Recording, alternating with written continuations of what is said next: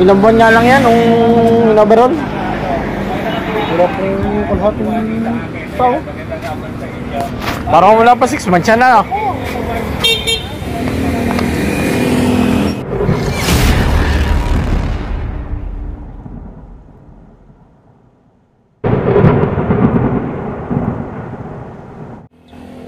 Ayan mga bossing, magandang araw po sa atin lahat. At ito, welcome back na naman po ulit sa ating channel mga bossing. So, gawa ko lang ng vlog itong motor ng ating masugid na customer, masugid na followers at masugid na subscriber. Ayan.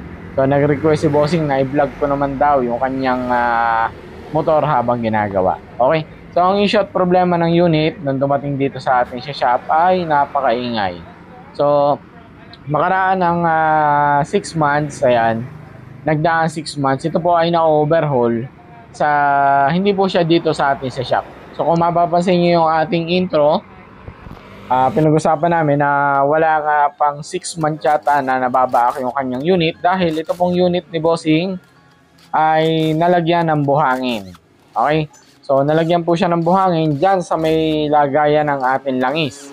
So nakita po nung unang gumawa, hindi na niya nagawang dalhin dito sa shop dahil napakalayo at malaki yung hinihingi na shipping, yung pinaka pagta-transport papunta dito sa ating shop, kaya nag-decide na lang siya na doon na lang ipagawa.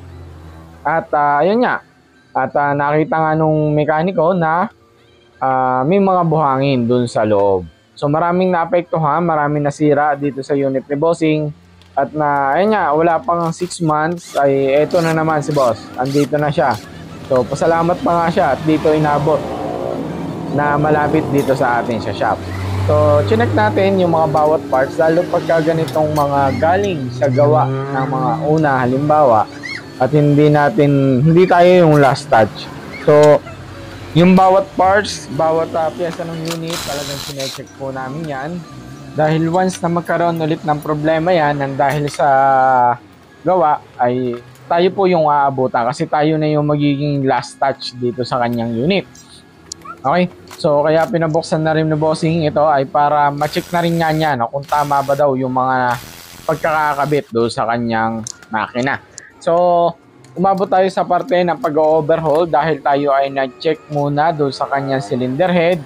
Chinek natin ang cams at saka yung mga bearings, so wala tayong nakitang sira at wala tayong nakitang damage parts hanggang sa nung tanggalin natin ang kanyang block ay nakita natin at napansin natin na yung kanyang block ay nagkaroon ng guhit-guhit. So meron siyang tama. So yung pong ganong pagkakataon na isang palatandaan na disalign ang connecting rod. Okay? So hanggang sa tinanggal natin ang kanyang block, ayun. Nung i-check natin yung connecting rod, doon natin nakita na connecting rod niya yung meron tama. Na nung huling binuksan ito ay pinalitan daw po ito ng connecting rod dahil bali ang connecting rod. So hindi ko lang ma-sure kung original ba rin ba yung napakabit. So mamaya check natin yan. So ang ginawa natin, ayan, binaak na talaga natin at i-check natin isa-isa. At mamaya ipapakita ko sa inyo yung naging damage part dun sa kanyang connecting rod. So, chinecheck natin yung unit. So, meron ako ditong 3 bagay na napansin kung bakit nagkaroon ulit ng ganitong ingay. So, hindi natural mga bossing na within 6 months lang ay po pwede na kaagad ingay. So, hindi siya natural. Possible siyang mangyari. Pero meron tayong makikita dito na maling kabit at saka yung kulang na pyesa. So napansin ko na habang binubo at binabaklas natin yung unit, so napansin natin na kulang-kulang ang dowel.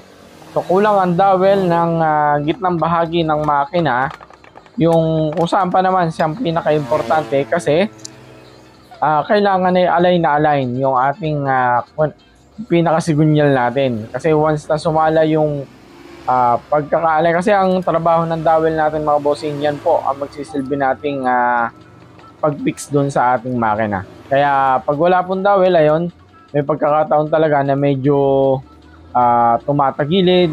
Yan. So yan yung isa sa napansin ko dito sa unit na to at isa doon sa napansin ko doon naman sa kanya connecting rod.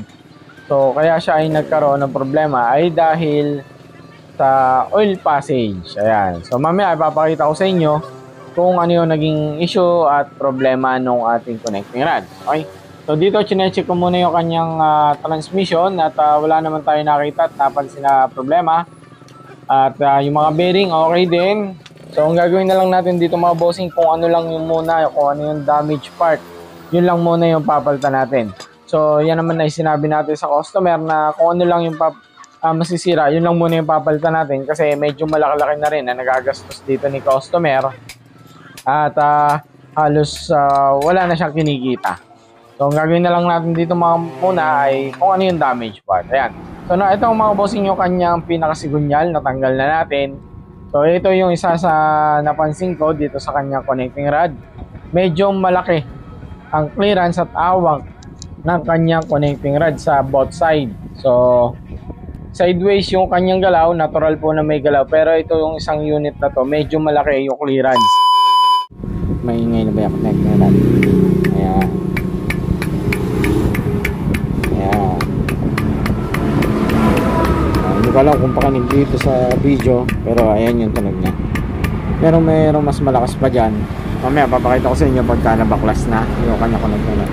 So mapapansin nyo, ayan o, medyo may parting maganit din. Possible ay nagkakaroon na ng problema yung kanya bearing dun sa loob. So babaklasin muna natin para makita natin. So mga bossing, ito yung mga pinalitan natin pyesa dito sa motor ni bossing. So bali dalawang side bearing, ayan. So medyo kalog yung kanyang left side bearing. Itong kanan medyo okay pa. Pero pinalitan na rin natin para sure ball tayo doon sa ating ginawa. Okay. So ito naman yung kanyang connecting pin. At kung makapapansin nyo, yung pinaka bearing ng ating connecting rod, gasgas na gasgas. Ayan. So anong nangyari, yung oil passage doon sa ating connecting pin ay nagbara. So siguro ay meron siyang hindi ni malinis ng ayos.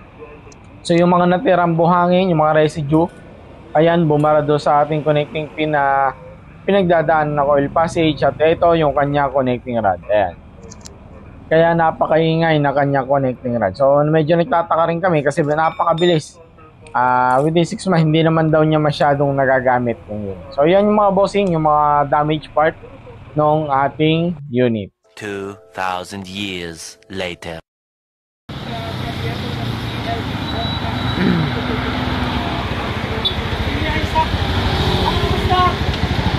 Ano?